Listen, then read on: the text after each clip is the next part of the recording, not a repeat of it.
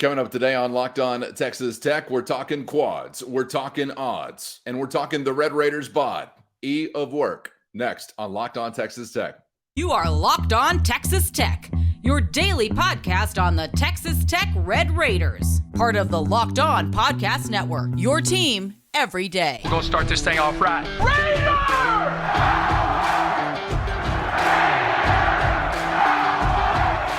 Everything runs through Lubbock.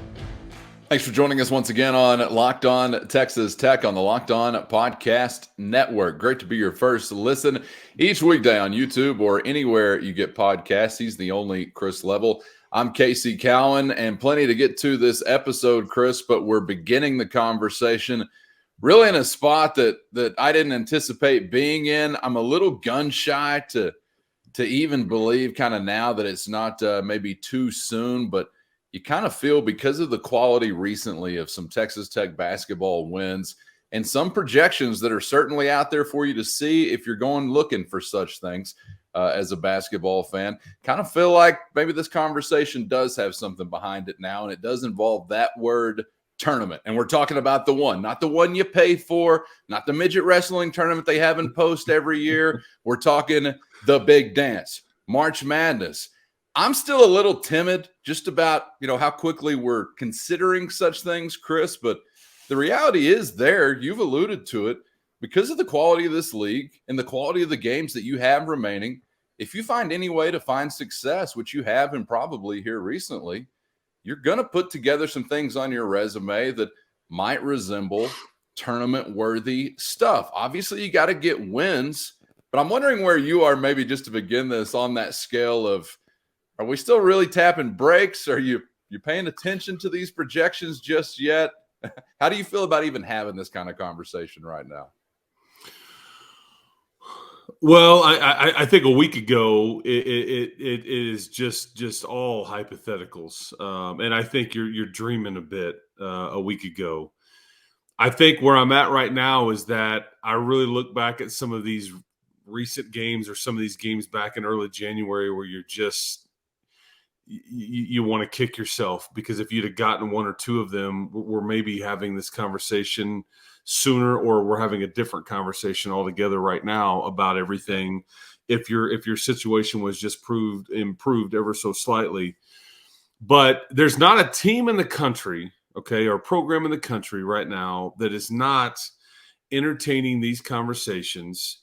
If you do what Texas Tech just did, if you are outside of any bracketology, or if you're on the bubble or not on the bubble or whatever, there's just not any program in the country that if they have back-to-back quad one wins doesn't start talking about things like we're about to talk about here. These are the facts, and this is what Texas Tech has done. And it makes me immediately look back and go, if you just last week could have somehow blocked out and maybe pulled that one off in Stillwater, or if you'd have not gotten screwed by the officials versus Kansas, or if you'd have figured out a way to beat Oklahoma at home when you had multiple chances, minus a few players down, certainly, or maybe even more than a few. If you would have held the lead at TCU down the stretch in Fort Worth, and we can go on and on here. About the guys you're about to face, West Virginia in your building. That too, and that was one of the games where you played poorly, that's the game that Pop went down, and that was peak frustration, I think, for fan base after that loss. Disheartening almost. Yeah, right? that was because that was one where you were like, okay, if you're going to get one, this has got to be it, and then it didn't happen. But since then, you haven't lost at home. Since that game, you haven't lost at home. Go figure. Against three teams that I guess on paper, certainly at the times you've played them, were much better than West Virginia is, and we've established in this space that West Virginia is actually really, really good. So, yeah, let me just explain what you're looking at here, because we talk net ranking all the time. You are, I think, yesterday you were at 60. Today you're at 62. This is changing every day based on results that are happening. Again, the other day, your Kansas State win over them looked pretty good. It doesn't look as good now because they lost to Oklahoma last night or 2 nights ago. So it's kind of constantly changing as results happen every single night or over the weekend. So, but you're hovering around that 60-62 mark from a net ranking standpoint. You are, I think, only Oklahoma is around you, and they are just slightly behind you in these rankings. Everybody else is in the 20s or higher, I believe, in the Big 12. And so, right now, Casey, you are 3-10 in quad one games. Your wins, obviously, in as far as those quad one games, are these 3 recent home victories over Iowa State, over Texas, and over Kansas State. I think where you are hurt here with your quote unquote resume is that you're 0-2. You've only played 2 technically quad 2 losses now. So I can explain what a quad 2 loss is. I'm going to make sure. Please do. Let's talk quadrants. That I can explain here. A quad 2 game is you play any team at home that is ranked somewhere between 31 and 75. Okay. On a neutral court, they are 51 through 100, or on the road, they are 76 through 135 in these net rankings. Whereas like a quad 1 game is anybody 1 through 30 at home, 1 through 50 on a neutral court, or 1 through 75 on the road. So they just stagger the ratings, and it's based on home and away. And if you're just playing at a neutral site, like you do so much of what is in November and December, your quad 2 record is 0-2. You're not very good there, but you've only had like the 2 opportunities now. And so I'm clear here. Some of these quad 1 games right now, they could fall into quad 2 if, say, somebody starts losing and their ranking drops. They're going to fall into the quad 2 category. It's just ever evolving. So we can only go off of what we've got right now. But your Ohio State game, okay, you lose that one on a neutral floor. That is considered a quad 2 game right now. You lose it. You also lose the game versus Oklahoma in Lubbock. That is considered a quad 2 game because Oklahoma is ranked, I think, 65. They're like right below you in the net rankings, I guess, as I was mentioning, and you lose that game at home. So those are quad 2 games. Here's where it hurts you this particular year. In any other, and we knew that the non-conference schedule for the Old Red Raiders was not very good. Okay, so we established that from the get-go, and it's proving to be just that. But in most years, you have a win over LSU. Gonna be better than it is this year, because this year it's a quad 3 game because they're 145. Even though you beat them at their place, they're ranked 145. And they haven't played well. And so you don't get a ton of credit there. The other 2, these are quad 4 games, okay? And in any other year, you're thinking you would take wins over these programs almost any other year except for, right now in this particular sweet spot. That's Louisville and Georgetown. Those are quad 4 games. You're 8-0 in quad 4 games, but Louisville and Georgetown are quad 4 games, the same as Texas Southern, Northwestern State, Nichols, Jackson State, Houston Christian, and South Carolina State. So shame on Louisville and shame on Georgetown. I mean, right? They did you no favors. Yeah, the bottom of it. And just to give you an idea, let's see here. Louisville, they're ranked 330. You want me to tell you how many Division I teams were? 332. Okay, they are almost. Oh, I was guessing 333. Okay, 333. Nice. Sorry. Okay, my bad. No, I think you're right. That was the guess. 333. Oh, okay. Georgetown is 228. Okay, so they're off the grid. Reservation. Okay. Yeah, that's right. So here's where it gets interesting, because you kind of led me into this conversation about, should we even be having it and all these things. What is fascinating about the Big 12 conference is that you are guaranteed 6 games left. Okay, that's it right now. 5 in the regular season, and then at least one in Kansas City. No one is promising you any more games after that. You've got to earn the right based on what you do in these 6. And obviously earn the right to maybe even play more in Kansas City by winning the first one, all that. But you're really only guaranteed 6 games left. 5 of these are already scheduled. We don't know who you'll be playing in Kansas City, more than likely, unless you start winning a bunch of them. You're going to be playing on the first night of the Big 12 tournament, which is, I think, Wednesday, March the 8th, I believe. It's the 8th or the 9th. You're going to play in that either 7-10 game or that 8-9 game, okay, based on how you finish in the league. And the other day, you're 10th place, so you're going to play the 7th place team, but now maybe you're tied for if you beat Oklahoma, you'll move to 9th and play the 8th place team, whatever. But here's the argument to be made about it's not dumb to be having this conversation, because you have 5 games left on your schedule that you're going to play in the regular season. The next four games, either because of who they are or where you play them, are quad 1 games. The 5th game, which was your senior day, is a quad 2 opportunity. That one is against Oklahoma State. The point is, if you take care of business, if you go 3-2 over these last 5, and you end up at, say, what would that be, 6-12 in the league, I think that there's a argument to be made that you could slip in the back door here. I don't know what you would have to do in Kansas City. Sometimes those games and those conference tournaments aren't weighted as much. Again, they're neutral site games, so it's not, you may not get a ton of credit for that first round win if you get it. It certainly would help you to win it more than it would to lose it. That's for darn sure.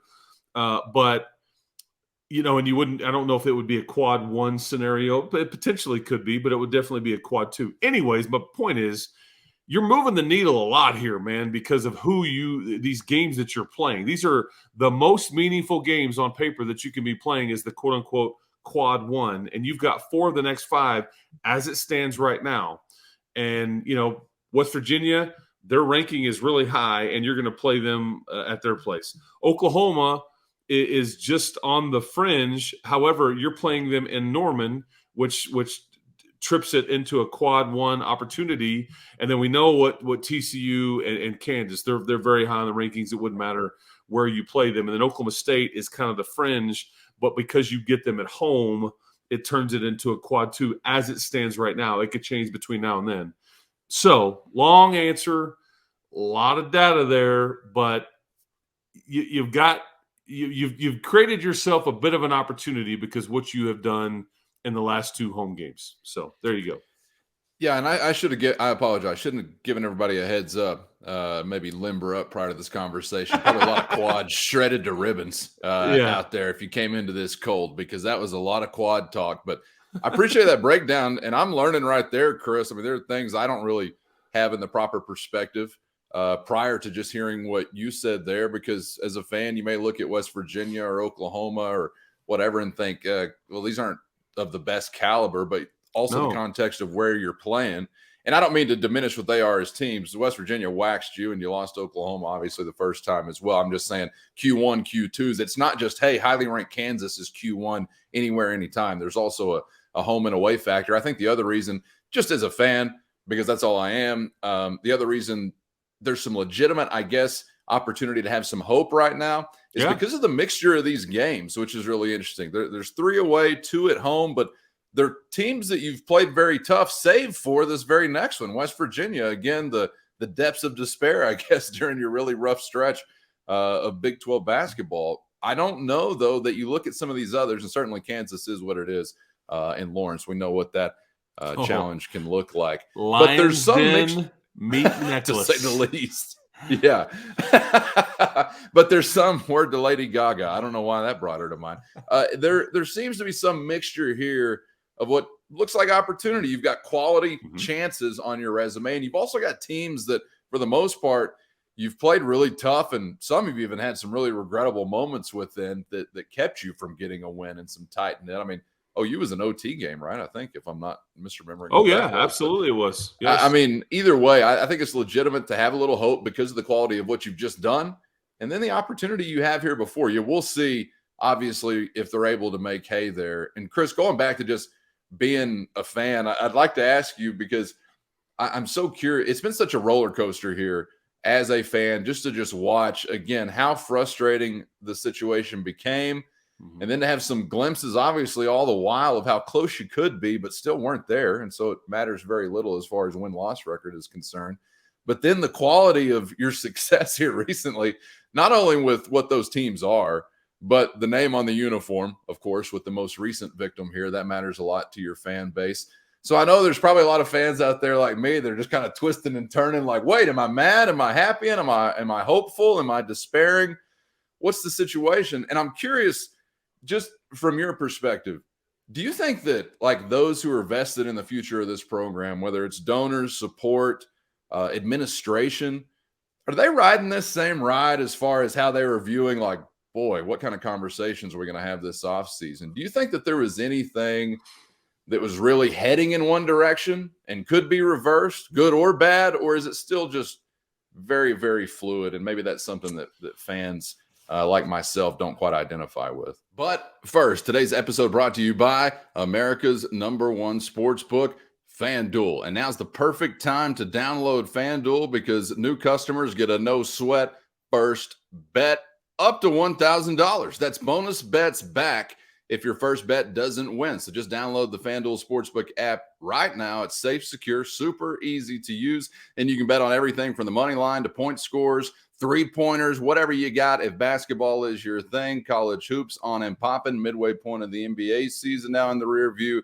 and we're looking ahead to March Madness just around the corner. So get in with FanDuel today. Download it right now and get hooked up as a new customer with the no sweat first bet up to $1,000. FanDuel even lets you combine your bets for a chance at a bigger payout with that good old same game parlay.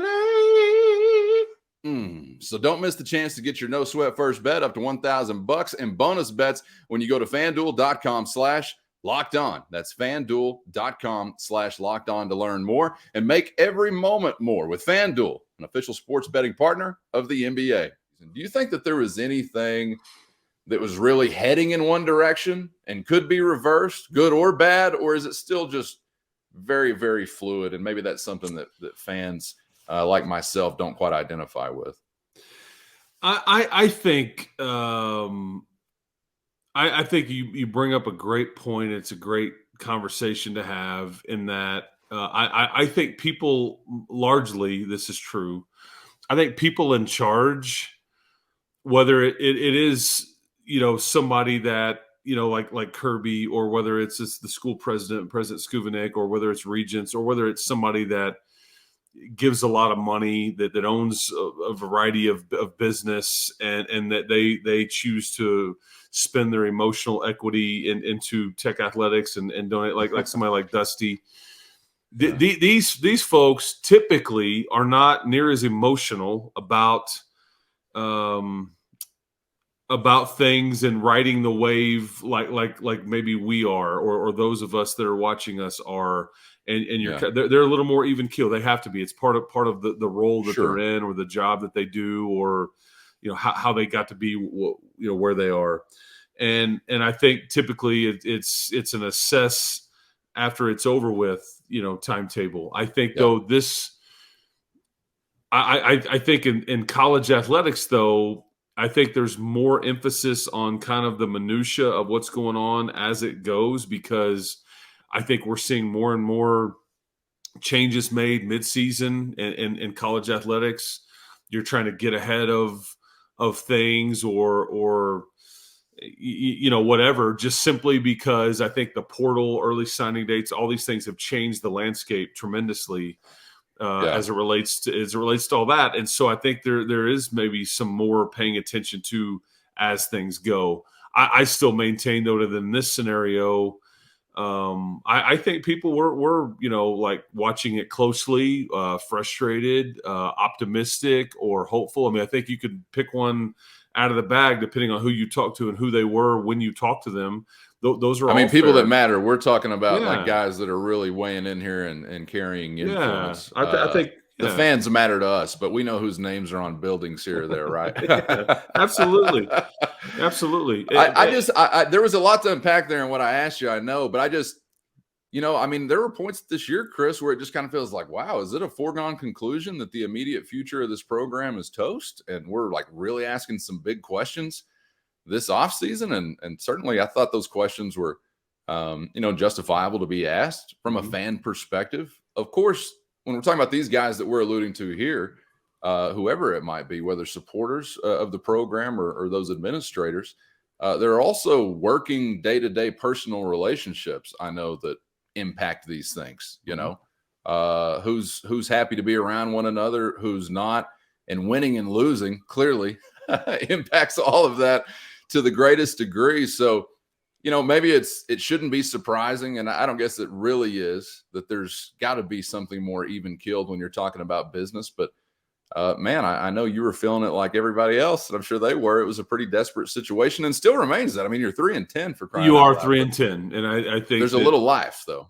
Yeah, I think we can have all these conversations because they're all appropriate. Because I think 3-10 in some ways makes you excited based on where you were a week ago. It also can make you very frustrated in that how close you were at a lot of these other opportunities in these games, but it can make you frustrated in that you're just 3-10 and you don't care how you got there. Like I feel like we should be better than 3-10. I mean, it's all, look, and I would say this, no one involved at all, whether it's, somebody that's coaching or playing or athletic directing or a donor or a regent or whoever you want to say, nobody was okay with 3-10. I don't think anybody would sign off on that. But you have to look at the why. You have to understand context.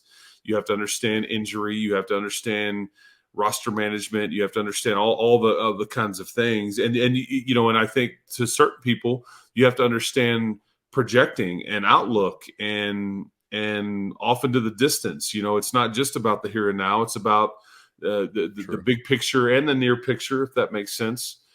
And I would say too that if you win one of these next two road games, you can absolutely win the other two home games on Saturdays, both of which are almost sold out. And I think if you go 3-2. I think that, and you're 6-12 in the league, again, not what anybody signed up for, not what anybody thought or expected or whatever, but you would be in the conversation just simply because of the data. You may miss out. I'm not guaranteeing you anything. Things may have changed enough by the time in the next couple of weeks that you would be on the outside looking in, but you would be in the conversation, and that's just because of who you would have beaten. It doesn't matter who's left on your schedule. They're all going to be good games, tough games. And I just think the Big 12 is that good. Bottom line, it just is. You may have a three-way champ. You may have a team that ultimately wins this league. In some ways, it feels like it should count a bit more this year than in others. It's not going to, but they will have been more tested this year than any other. And it's not like you have a bunch of NBA guys in your league. Everybody's well coached, everybody's deep, everybody's old, everybody's got, and you haven't seen a lot of injuries either. Prime example, Kevin McCullough goes down the other night versus Oklahoma State there in Stillwater. Don't know how severe that injury will be. That will alter Kansas's outlook here down the stretch. They have a monster game coming up against Baylor this weekend. We know the Red Raiders injury woes. Avery Anderson for Oklahoma State is out for the remainder of the year. That is affecting who they are, but we haven't seen like other massive injuries, things like that. So it's just a wild league, but maybe the Red Raiders give themselves a chance, but in my opinion, it's going to require you to have to win one of the next two games. I just don't forecast there's just not a recipe there to get to where you want to go, because it's just, to me, can you go in Kansas? Sure. Is that realistic? Probably not. Doesn't mean you can't. Maybe you pull off something special, but it's going to be a bit, I don't want to say easier, but more I think I can foresee you winning in either Morgantown or Norman much more than I can see you winning in Kansas when you only have done that one time in program history. So anyway, sorry, long answer, but there you go. Style point. I mean, you'd love to have a great year and win the Big 12. Obviously, you're not going to do that. You're not going to come close to that. But if you sneak your way into the NCAA tournament with an ugly record, I'm not going to be complaining about the ugly record, Chris. You'd rather be there than not be there at all. Yes. And I think there's also some timeliness that's not involved in tangibles or quadrants or anything like that. Somewhat similar to college football season, but also different in its own ways. I think there's some timeliness to momentum as a team. Guys in boardrooms making decisions and who's fresh on their mind that might be in the midst of a hot run. And obviously, if you're putting yourself in any conversation, you're going to be in the midst of a hot run. There's no other way to get there. So that could behoove Texas Tech at that time as well to even maybe defy some odds as far as precedents that have been set before. But very interesting right now. And I kind of feel like Leo DiCaprio. And after the Iowa State win, I had to tell Mark Adams, you have my curiosity. After a couple more, the last one being Texas, you've got my attention. I'm now dialed in to what could possibly be out there as far as postseason play. Continue to battle, continue to fight. And I think Tech fans will continue to enjoy at least seeing that. And we'll see if maybe there's some fruit from it like there has been recently, right? Yeah, and ultimately, just to sum it up, you've got to be better away from your building. You're 1-6 on the road. I mean, and that's got to change because as we were sitting here talking earlier in the show, you're guaranteed 6 more games. Okay, 5 regular season, 1 in KC. 4 of those 6 are elsewhere. You've got Morgantown, you've got Norman, you've got Lawrence, Kansas, and then Kansas City. You only host TCU and Oklahoma State. Those are the only 2 home games you have left. You want to fix this. You want to put yourself in a position. You better figure out a way to manufacture your own energy, battle through bad officiating, whatever, all that comes with playing on the road, because you need to go be better in somebody else's building and probably need to do it more than once, if we're being honest.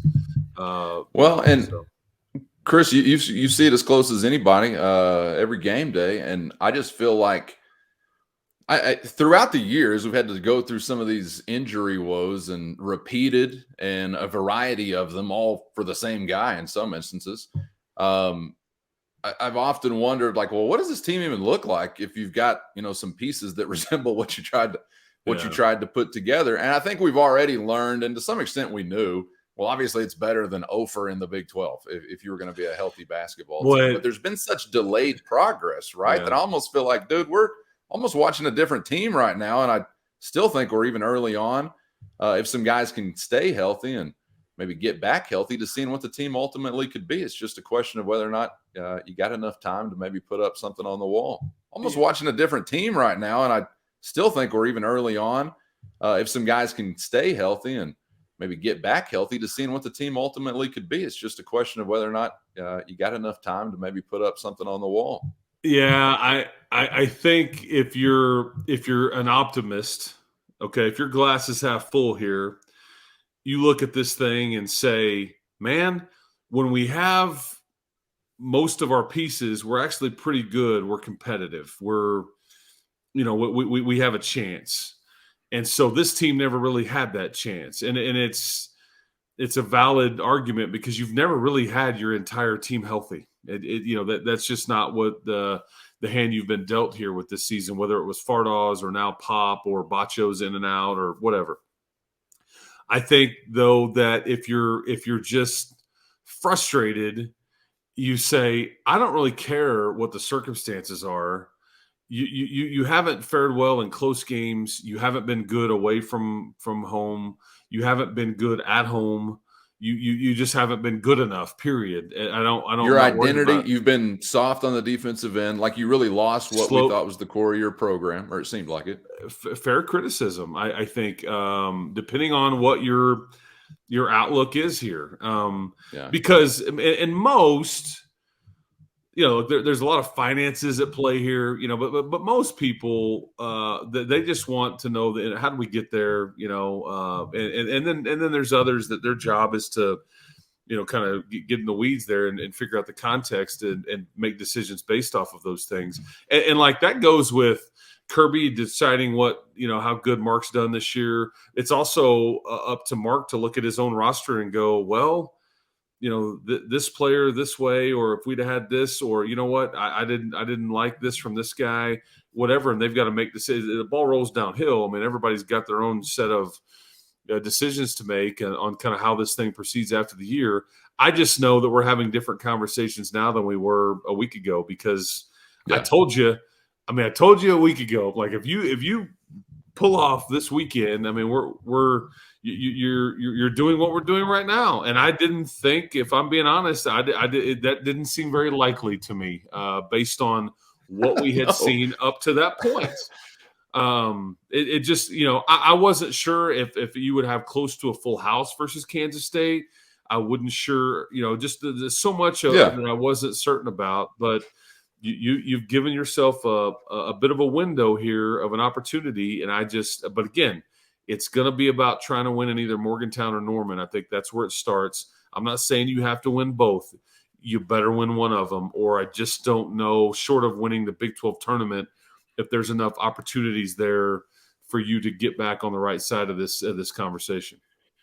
I just think every one of us had to be feeling the same thing when you thought about the possibilities last week and what you had to do to have this kind of conversation here this week, Chris. But it plays right into what I was just alluding to there. We were thinking those things and the improbability of it all based on a team that we had not seen yet, which was the team that was certainly there Monday night, included Fardaz Amac, that was impactful, and included a team that looked like we didn't even know he was going to play. Identity. Exactly.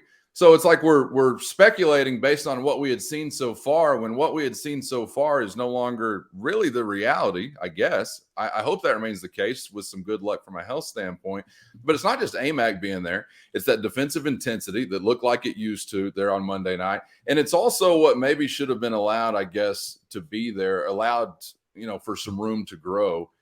Just some progression of some young basketball players. I mean, I think about like Fisher or Washington, and I know some of these guys have been up and down, but we're later in the year now, and it looks like some of them maybe have seen some things slow down to a degree. I don't even know really how to forecast, like, well, your odds here in this game, that game, or that game. We have some evidence, clearly, but that team on Monday night and some of what you had seen here during this little stretch where you've gotten some of these wins hasn't really resembled, obviously, what you put on the floor in so many other situations. It's not like it's just the same cast, I guess, who's had a ton of bad nights or not good enough nights. Well, and then all of a sudden it's like, boy, now these guys are really picking it up. I mean, it's almost a different recipe, I kind of feel like. That's the problem with the team this year. And if you're looking for reasons to be optimistic about it, it's part of what we have talked about in recent weeks. Don't know who's even going to be available for you in this stretch or this game. It changes. We're not really sure what we can run with this guy. Because, I mean, I think we'd all agree when Fardaz is playing for you, your offense runs a bit differently because you kind of play through him. I think when Pop Isaacs is playing, you do some different things, or there's some different shot making there. There's some turnovers that come with it. I mean, there's some good and bad there, but it's a bit different in kind of what you're wanting to do versus when he's not. And so it all, so to answer your question, or kind of to follow up your point, I mean, that's part of the confusion of trying to judge this thing. And again, some will say 3-10, don't care, 3-10, and it's got to be better. There's a lot of money being poured into this program. There's a lot of financial support with your staff, with facilities, with NIL opportunities. Why isn't it better? Others will say, hey, man, they got dealt some bad luck. I mean, versus Texas, they banked in a couple of threes. They finally got some good luck this year, where it's just been bad luck, one after the other with an injury or a bad call or whatever, leading up to this point. So it's up to everybody else to kind of ultimately judge it. But, I'm still going to be fascinated to see kind of what happens with this thing when the season does finish, because sure, I think everybody's got some assessments to make, and this may not be the best fit for some of the guys on this roster. They may feel that way. The staff may feel that way. Mark's got to assess who's working with him and how they put the next year's team together, and if they want to take the same formula that they did last year and into this offseason. So, we're headed for those days, because the regular season's over with in 2.5 weeks, and we start bracketology and Selection Sunday, and away we go. But I just hope the Red Raiders are kind of more in the conversation in these next 2 to 3 weeks than not. How about that? Well, how about this, man? What a beating the season has been. And yet this week we have an opportunity to breathe and dream a little. I mean, I'm just happy for that, if nothing else, because I don't know that I would have had enough oxygen available to have this kind of basketball conversation in a previous week. But I'm engaged with you this time around, my man, because there's no way around the fact that what you have before you represents big challenge, but big opportunity. And you have overcome some of these challenges to see some of that here recently. And I think what we're talking about here with kind of a changing of ingredients or the changing of the recipe, so to speak, is it relates to either guys, getting better, or you're playing better defense as a team, or you've got guys just simply on the floor that weren't there previously and maybe some more to come. I'd almost tell you that's a silver lining that has been the result here recently, as you've changed it up or had some of those things happen. More so than an excuse, I'm like, hey, I'm actually encouraged by this, because you've seen almost immediate results, Chris, as some of this has kind of evolved here late in the year. It's all fair. And like, as we sit here, we ultimately don't know Bacho's status going forward. Doesn't play anymore this year. Available this coming Saturday. No idea. Or somewhere in between. Pop Isaacs, same way. I could envision him being available against the Mountaineers in Morgantown or not playing the rest of the season. Anything in between that, no idea. So that also tweaks and changes the conversation, because if you tell me right now Pop Isaacs is going to play on Saturday and he's healthy, he's bounced around, he's practiced all week, we don't know this, but if so, I probably start to again feel a bit better about having another weapon. Especially with playing some of these games on the road and all that, you start to feel a little bit better about things. But I think there has been improvement individually too as we've gone along here. We talked about some of the it just hasn't been consistent. That's been the issue. But this is what young players give you. Lamar Washington, we followed him over the last week. It's been kind of low spot, high spot, low spot, and then some in between there. This is what freshmen do for you. Demarion Williams even has had a few glue guy moments in those 2 home games where he's hit a few shots and all those things. Kerwin Walton, he looked like a stud in Baton Rouge, Louisiana. I don't think really since then he's affected games one way or the other, and he's been starting. So go figure. I think Robert Jennings has done a few things. Again, you grade on a curve with the freshmen because you weren't necessarily expecting as much. But yeah, I think to your point, it's hard to in some ways assess because of the roster. Because I mean, I'm telling you, a week ago, I didn't know if Fardaws was going to play any more the rest of this year. I also would have told you Daniel Bacho, yeah, he's probably good the rest of the way out. And guess what? We got the opposite. So go figure. I mean, that's part of the desperation to me to just get into the NCAA tournament. I just want some more games, man. Give us 10 or 15 more, and let's see where this team could be. Let's just extend the regular season. Yeah. Let's see where this ride could take us, because it was a damn bumpy one for the vast majority of this season. Not a lot of fun. Has smoothed out a little recently, but you got to obviously continue that, and your challenge is large with 2 straight coming up on the road. And I don't know, I guess, did you miss it, man? Dr. Isaacs cleared himself via Instagram. He said back soon. There was a graphic and everything from Pop Isaacs on Instagram. So according to Dr. Pop, I think no worries. He's definitely going to be back, quote, soon. That must be Saturday. Yeah, I'm always hesitant to quote social media posts because you never – the player's Instagram? Right, yeah, you never ultimately know. But I told you that against Texas before the game and during halftime, he's running on and off the court. He looks like he's no worse for the wear. There's no brace or boot or anything to speak of. And I thought, okay, you got a full week. You know, you play on a Monday night. You don't play again until Saturday. You've got a full week. Can get in some practice. Again, I won't be surprised for one if he plays in Morgantown or certainly in Norman, either one. I mean, if they wait a few days. But come on, Pop. Yeah. Come on, Pop. That's right. Get back to popping, Pop. We need you popping, Pop. That's right. That's right. Enjoyed the conversation, Chris. And, man, we have got at least something that maybe was waning as it relates to just tuning into a Tech basketball game not too long ago. That is interest and maybe even a little hope, not just in the sense of keeping hope alive because Chris Level tells you to, but you may be generating some of your own right now because of what we've seen here recently. But can't wait to find out what happens, man. Thanks for the time and the insight as always today.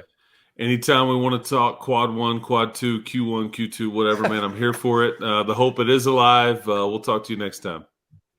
I've been doing the second half of this segment on, basically my foot on top of the camera here just to stretch this thing out because I'm feeling stiff already. I got to loosen up for the next time we get into a deep quad conversation. Maybe something that a Swede would take to more naturally. That's a question for another day. Thanks for making us your first listen on YouTube or anywhere you get podcasts, and make sure to check out Locked On College Basketball for your second listen right here on the Locked On Podcast Network. We're seeing you tomorrow, wrapping up the week, getting ready for the weekend, which, as we mentioned, includes Tech hoops and also some very interesting wheels turning as we wrap up this week. If you were in Stillwater, Oklahoma, if you're in Waco, Texas, if you're in Fort Worth, well, thoughts and prayers. If you're in Provo, Cincinnati, Orlando, I'm getting used to that. Lubbock, Texas, some of your big picture fortune might be decided right now in Fox, ESPN, Amazon, Apple, Pluto TV boardrooms. What's it going to come down to for the Pac-12? We'll spend some time tomorrow as well seeing what we can glean from some very interesting conversations happening this week. We'll get to that and more coming up tomorrow as we wrap up the week right here on Locked On Texas Tech.